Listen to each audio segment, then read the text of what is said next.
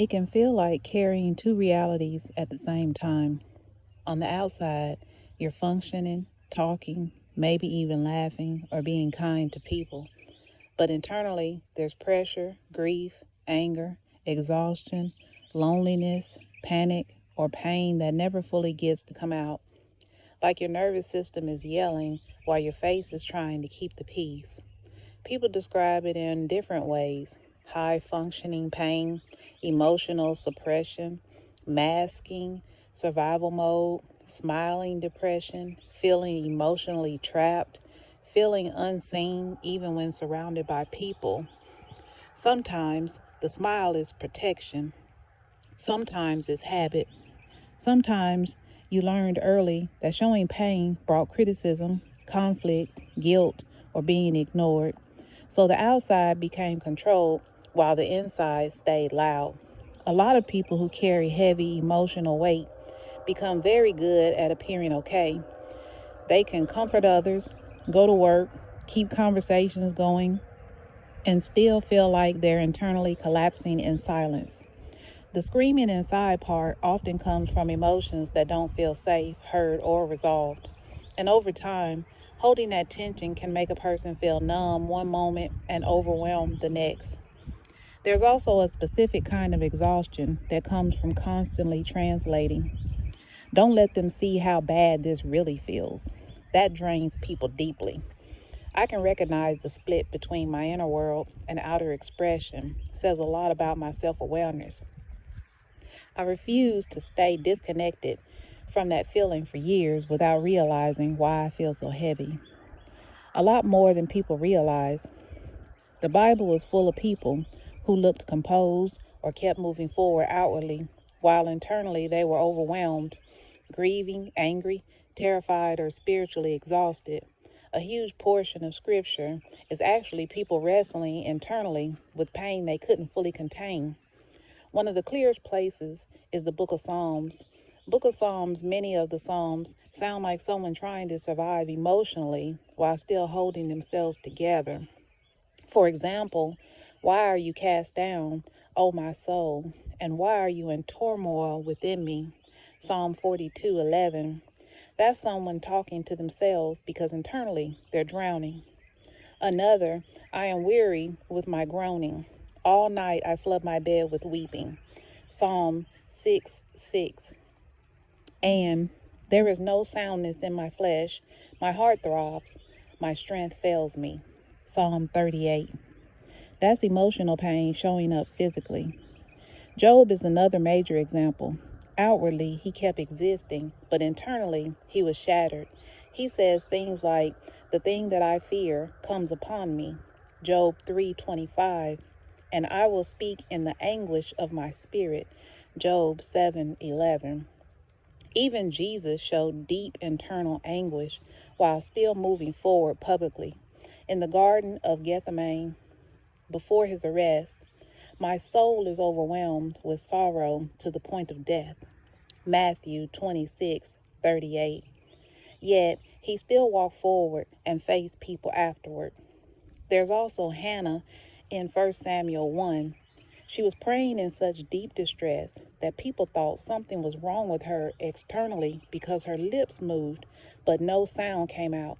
Internally, she was pouring out years of pain. And Book of Lamentations is basically collective grief written down. It's full of people carrying devastation while trying to endure another day. One thing people miss is that scripture often doesn't portray emotionally overwhelmed people as weak or faithless. Many of them were still trying to hold on while internally breaking. The Bible has a lot of raw emotional honesty in it: fear, rage, despair, confusion, exhaustion, grief, not just peace and certainty. For many of them, it wasn't that they never wanted to give up. Some absolutely reached points of despair, exhaustion, or wishing for death. What helped them keep going was usually a combination of honesty, connection, purpose, and small moments of hope rather than non-stop strength. Elijah is a strong example. After a major spiritual victory, he became so overwhelmed and afraid that he asked God to let him die. 1 Kings 19. But the first response he received wasn't a lecture. It was rest, food, water, and quiet. That's important. Sometimes survival started with tending to the human being before solving the bigger questions. David survived by expressing what he felt instead of pretending he felt nothing. A lot of Psalms are basically emotional processing in real time: fear, anger, betrayal, loneliness, confusion, grief. He wrote it out, sang it out, cried it out, prayed it out. Job endured partly because he kept talking, even when what he said was messy, frustrated, or questioning. He didn't silently shut down. He argued, lamented, and demanded answers. Jeremiah is often called the weeping prophet because he openly grieved while continuing his mission. He didn't make it through by becoming emotionally numb. He made it through while feeling deeply. And even Jesus sought companionship in distress. In Gethsemane, he asked people to stay near him while he suffered emotionally. That says something important about human beings. Even the strongest people were not portrayed as meant to carry pain entirely alone.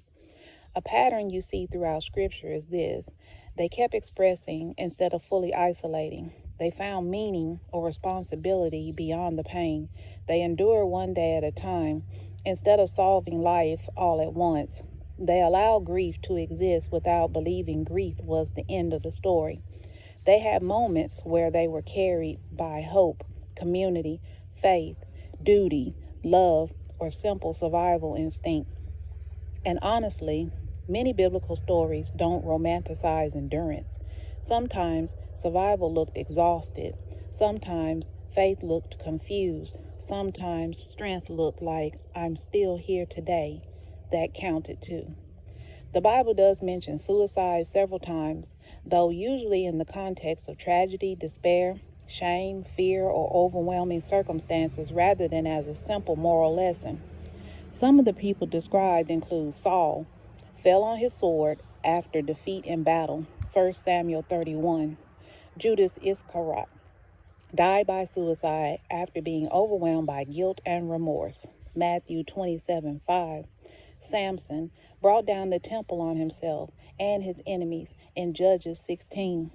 Though this is usually treated differently because it occurred in the context of war and sacrifice. Ahithophel and Zimri are also examples.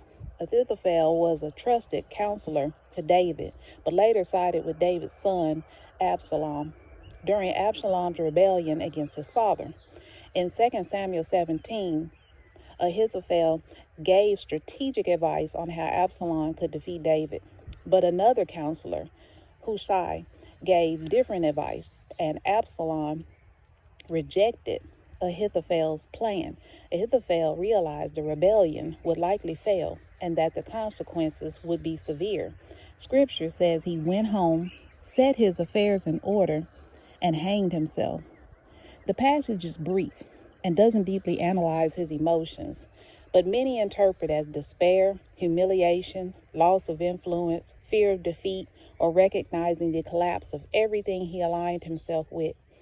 Zimri was a king of Israel who ruled only 7 days, 1 Kings 16. He became king after assassinating King Elah and wiping out Elah's family line. But the army and much of the nation rejected Zimri and instead supported another leader named Omri. When Zimri realized the city had been taken and he was trapped, he went into the king's palace and set it on fire around himself, dying in the flames. The Bible frames its story around political violence, instability, and judgment on corruption in Israel's leadership. Like many stories in Kings, it's tied to power, struggles, and consequences of destructive choices. Neither story is presented as peaceful or heroic. They're written as tragic endings connected to fear, collapse, betrayal, shame, conflict, and the unraveling of their lives. But something important people often notice: the Bible spends much more time talking about despair, hopelessness, exhaustion, grief, and the desire to escape suffering than it does explicitly discussing suicide itself. For example, Elijah asked to die. Job wished he had never been born. Jeremiah cursed the day of his birth. Jonah told God he wanted to die. Those passages show that the Bible does not hide intense emotional suffering. It acknowledges that human beings can reach very dark emotional places. There's also no single verse that neatly explains every situation involving suicide, mental anguish, trauma, or despair. Different religious traditions interpret these passages differently. Some focus on the sanctity of life, others emphasize God's mercy, compassion, and understanding of human suffering. One consistent thread through many scriptures is that people in deep anguish were still spoken to, cared for, fed, listened to, or met in their suffering rather than discarded because they were struggling. If this is personal for you right now, you don't have to carry it silently. You can talk about what's underneath too. For a lot of people, the healing part isn't that the Bible contains perfect people or easy answers. It's that it refuses to pretend human suffering isn't real. These stories can help because they show people breaking emotionally, people making destructive choices, people grieving, people feeling abandoned, people wrestling with guilt, fear, anger, and hopelessness.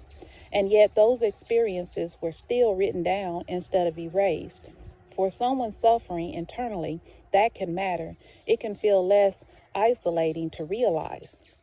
Us human beings have struggled deeply for thousands of years. The Bible also gives language to emotions many people can't explain. Book of Psalms especially does this. Sometimes people read it and realize someone else felt despair like this. Someone else questioned life. Someone else cried out in confusion. Someone else felt emotionally exhausted. That recognition itself can be healing. Another part is that many biblical stories show people continuing after devastating moments. Peter failed publicly and still found purpose afterward.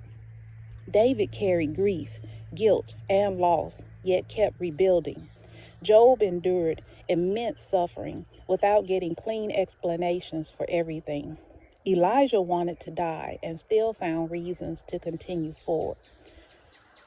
The Bible also repeatedly emphasizes things like rest, mercy, forgiveness, renewal, endurance, compassion for the weary, and hope surviving dark seasons. Not every reader experiences healing from Scripture the same way, though. Some people connect deeply with it emotionally and spiritually. Others struggle with certain passages or religious experiences tied to fear, shame, or control. That's real, too. But one reason the Bible has stayed meaningful to hurting people for so long is because it often meets people inside human pain instead of only speaking to people after they already feel whole. I feel nothing while reading the Bible. I expected a strong emotional reaction, peace, warmth, conviction, inspiration, and it doesn't happen. I started wondering whether something is wrong with me, my faith, or my ability to connect. Screaming on the inside feels very different from nothing.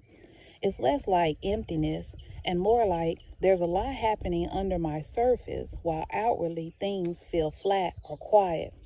I've suffered heartbreak, trying not to stay trapped in while wrestling with beliefs, wanting clearer direction.